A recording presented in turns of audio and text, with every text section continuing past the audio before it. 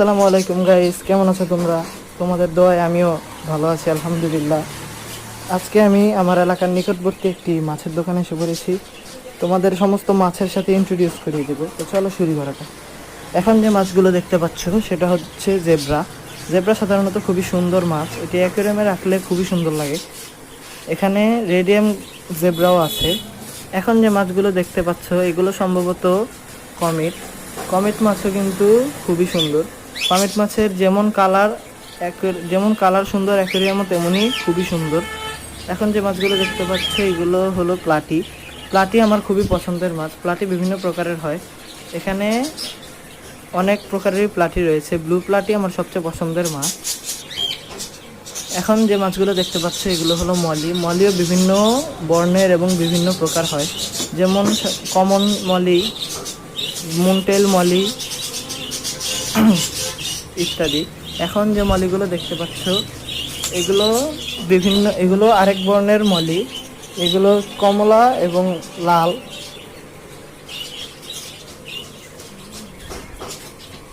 এখন আমি অনেক সুন্দর একটি মাছ দেখাবো, চলো এখানে যাওয়া যাক। এখন যে মাছগুলো দেখতে পাচ্ছেন এগুলো হলো রূপচাঁদার ন্যায়। মাছগুলোর নাম আমার সঠিক জানা নেই, কিন্তু মাছগুলো সত্যিই অনেক সুন্দর।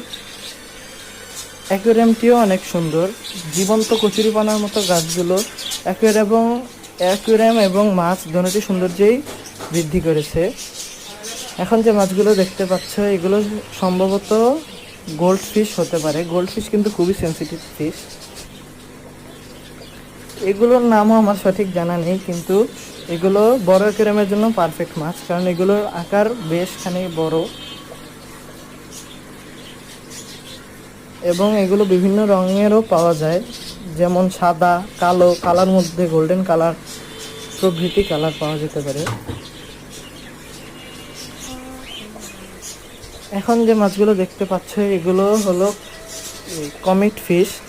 কমিট সাধারণত বিভিন্ন কালারের হতে পারে। কমিট অনেক কালারেরই হয়ে থাকে, গোল্ডেন কালার, সাদা কালার, সাদার মধ্যে গোল্ডেন কালার প্রভৃতি কালার। অ্যাকোয়ারিয়ামটিও কিন্তু বেশ সুন্দর এবং কমিট ফিশও আমার মতে খুবই সুন্দর। এখন যে মাছটি দেখতে পাচ্ছ এটি কালো বর্ণের। যাদের কালো পছন্দ তাদের এই মাছটি খুবই পছন্দ হবে। এই মাছটির লেজও খুব সুন্দর। এই মাছের নাম আমার সঠিক জানা নেই। এখন যে মাছটি দেখতে পাচ্ছ এই মাছও খুবই সুন্দর, এটি সাদা বর্ণের। এই মাছটির লেজও অনেক সুন্দর। সত্যি মাছ অনেক সুন্দর।